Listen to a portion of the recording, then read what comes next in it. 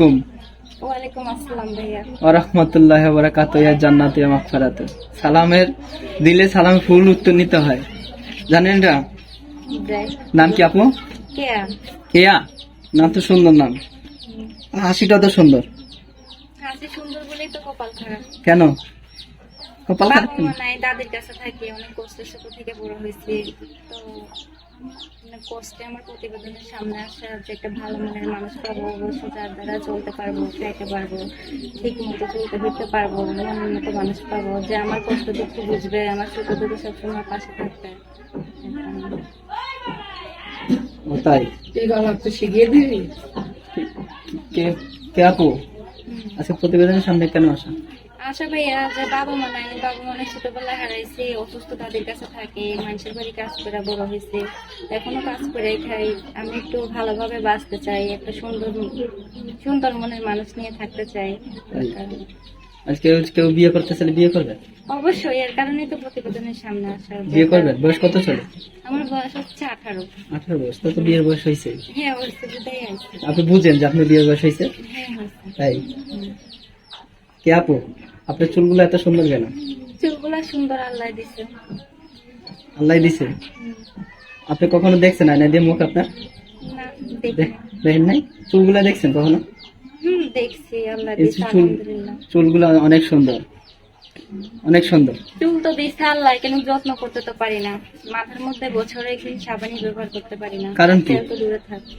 কারণ ওই যে অসহায়, খাইতে পারি না, নিতে পারি না, এর জন্য। তাই? কে আপুর একজন মনে মানুষ দরকার নাকি?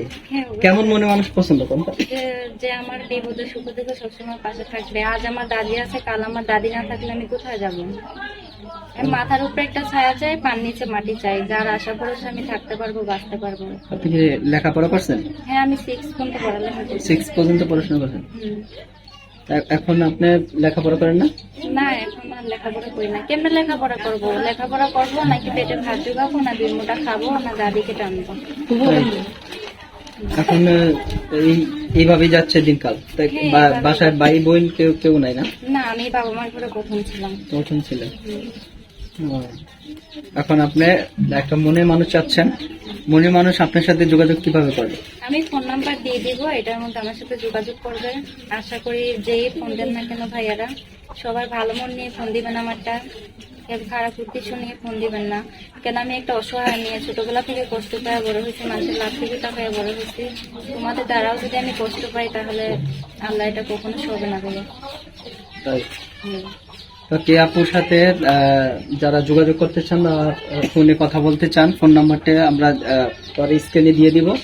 আপনারা কে আপুর সাথে যোগাযোগ করলে আপনারা এই সুন্দর একটি মিষ্টি আপুকে দেখতে পারবেন। হাসিটা সুন্দর এবং কি চুলগুলো সুন্দর, চোখগুলো সুন্দর, সবই সুন্দর। আপু, কি আপু? এখন জানি না ভাইয়া কতটা সুন্দর। এখন যে আমাকে ভালোবাসবে, সে আমার সৌন্দর্য দেখবে না, সে আমার মন দেখা সুন্দর মতো বিশ্বাস করে আমার পাশে থাকবে। তাহলে কে আপুর কাছ থেকে আজকে বিদায় নিচ্ছি। সবাই ভালো থাকেন, সুস্থ থাকেন। আল্লাহ হাফেজ।